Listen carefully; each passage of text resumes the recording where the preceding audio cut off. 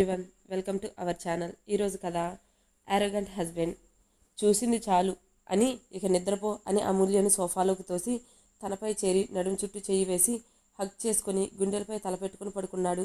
Sir ఏం చేస్తున్నారు, లేవండి అని అంటుంటే తలెత్తి కొంచెం పైకి జరిగి అమూల్య మెడవంపుల్లో ముద్దు పెట్టగానే అమ్ము బేబీ సౌండ్ బాక్స్ ఆఫ్ అయిపోయింది.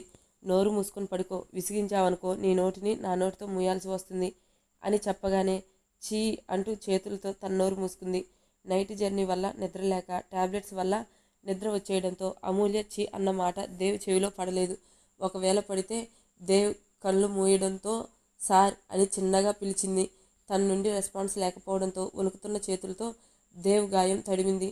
సారీ సార్, నా వల్లే జరిగింది. నా కోసం ఎందుకు రిస్క్ తీసుకున్నారు? నేనంటే మీకు అంత ప్రేమ అనుకొని కన్నీళ్లు పెట్టుకుంది. అమూల్య టచ్ చేయగానే నొప్పిగా అనిపించడంతో కదిలాడు. సారీ సార్ అని మెల్లిగా చెప్పి తల నిమురుతూ మెల్లిగా నిద్రలోకి జారుకుంది. కౌశిక్, ఈ మధ్య నీ బిహేవియర్లో తేడా వచ్చింది అంది. ఆఫీస్ క్యాంటీన్లో కాఫీ తాగుతున్నా కౌశిక్ ఎదురుగా కూర్చొని అడిగింది సాహితి. నా బిహేవియర్లో తేడా ఏంటి? మొహం చిట్లించుకొని అడిగాడు. నువ్వు నాకు సరిగ్గా కాల్స్ చేయడం లేదు, నేను చేస్తుంటే లిఫ్ట్ చేయడం లేదు. వీకెండ్ వస్తే నన్ను బయటికి తీసుకువెళ్ళేవాడివి, అవేం చేయడం లేదు. ఆఫీస్ టైం అయిన తర్వాత నాతో టైం స్పెండ్ చేసి అప్పుడు ఇంటికి వెళ్ళేవాడివి. కానీ ఇప్పుడు ఆఫీస్ టైం అవ్వగానే నన్ను పట్టించుకోకుండా వెళ్ళిపోతున్నావు. ఎందుకు నన్ను అవాయిడ్ చేస్తున్నావు అంది కోపంగా. చూడు సాహి, ఎప్పుడు నీ వెనక తిరగడానికి నాకు వేరే పని లేదనుకుంటున్నావా?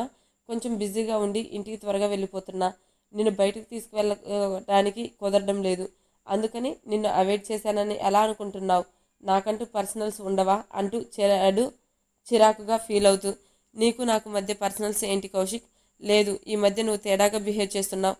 నువ్వు పెళ్లి వాయిదా వేస్తుంటే మీ అమ్మని ఒప్పిస్తుంటున్నావు అని నమ్మకం ఉండేది.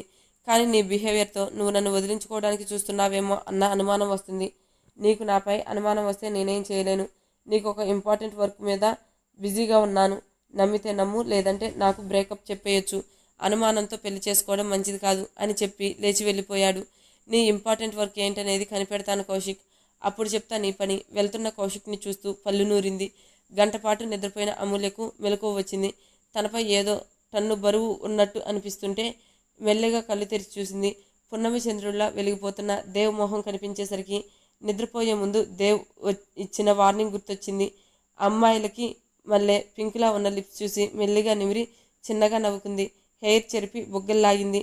టాబ్లెట్స్ ప్రభావంలా మత్తుగా నిద్రపోవడం అమూల్య చేస్తున్న పనులకు మెలకువ రాలేదు. టైం చూసింది. 7:30 అయ్యింది.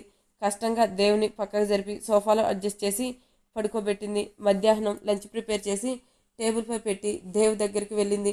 తను ఇంకా నిద్రపోవడంతో పేపర్ పెన్ తీసి రాసి సోఫా ఎదురుగా ఉన్న టేబుల్పై దేవ్కి కనిపించేలా పెట్టి తన నుదిటిపై ముద్దు పెట్టి ఇంటికి బయలుదేరింది.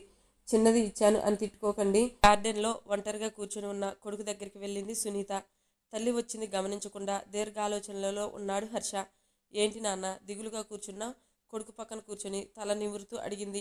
ఏం లేదు మా, మార్నింగ్ వెదర్ బాగుందని కూర్చున్నాను అని కవర్ చేశాడు. నేను నీ తల్లినిరా, నీ మాటలతో అబద్ధాలు చెప్పవచ్చు కానీ నీ కళ్ళు నాకెప్పుడు నిజమే చెప్తాయి. సునీత భుజంపై తలవాల్చి, నేను నా ఫ్రెండ్ను నా బిహేవియర్తో బాధ పెట్టాను మా, అదే గిల్టీ ఫీలింగ్ నన్ను బాధ పెడుతుంది. దానికి బాధపడ్డా ఎందుకు నాన్న? ఏ కారణం చేత అలా బిహేవ్ చేశావో నీ ఫ్రెండ్కి చెప్పి సారీ చెప్పు. చెప్పాను మా, అయినా సరే ఏం మాట్లాడలేదు. నా సారీ యాక్సెప్ట్ చేసిందో లేదో తెలీదు. చేసిందో అంటున్నావు, తను అమ్మాయా అని అడుగుతుంది. అవును అని తల ఊపుతాడు. ఒక్క సారీ చెప్పడం కాదు, తను నీ క్షమాపణ అంగీకరించేలా చెప్పాలి. నీ వల్ల బాధపడింది అమ్మాయి కాబట్టి నువ్వు వివరణ సరిగ్గా ఇస్తే తను నిన్ను అర్థం చేసుకుంటుంది నాన్న.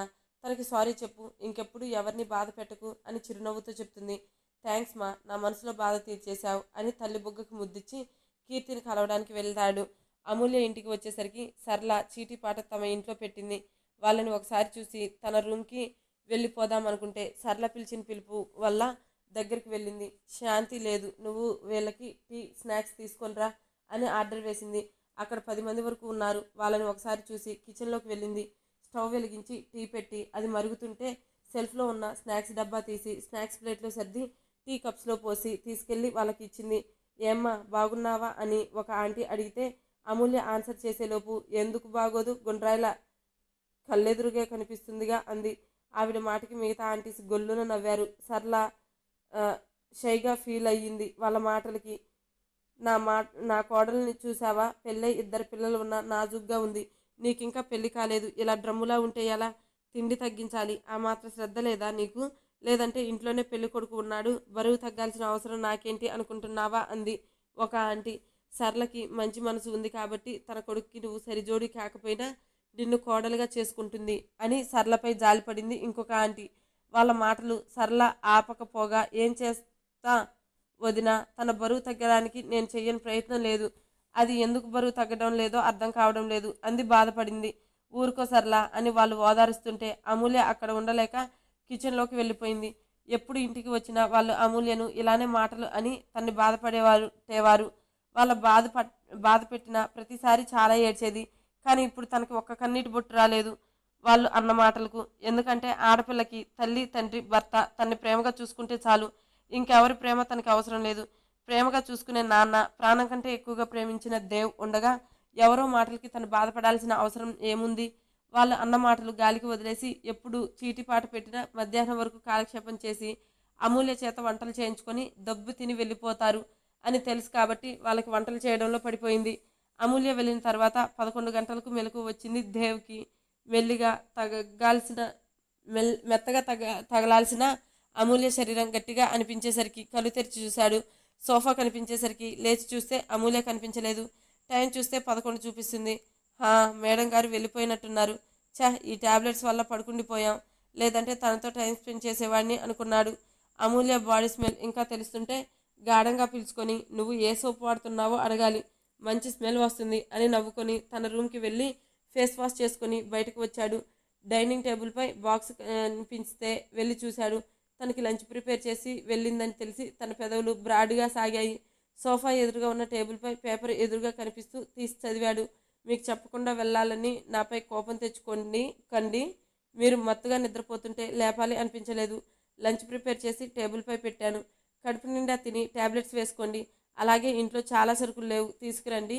ఈ టైంలో మీరు హెల్తీ ఫుడ్ తీసుకుంటే త్వరగా కోలుకుంటారు అని రాసి ఉంది అందులో. వైఫ్ మెటీరియల్ అయిపోతున్నావు గుమ్మడి అనుకొని అమూల్య ప్రిపేర్ చేసిన ఫుడ్ తిని ట్యాబ్లెట్స్ వేసుకొని మళ్ళీ బెడ్ ఎక్కాడు.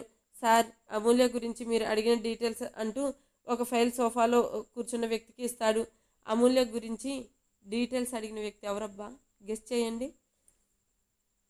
చిన్న ఎపిసోడ్ ఇచ్చానని మాత్రం తిట్టుకోవద్దబ్బా. కేదార్నాథ్ ట్రిప్ వేసుకున్నాము, వెళ్తున్నా, అందుకని చెప్పేసి ఇక మీదట ఒక 1 వీక్ వరకు కూడా చిన్న చిన్న అప్డేట్సే వస్తాయి. ప్లీజ్ అర్థం చేసుకోండి. Thank you.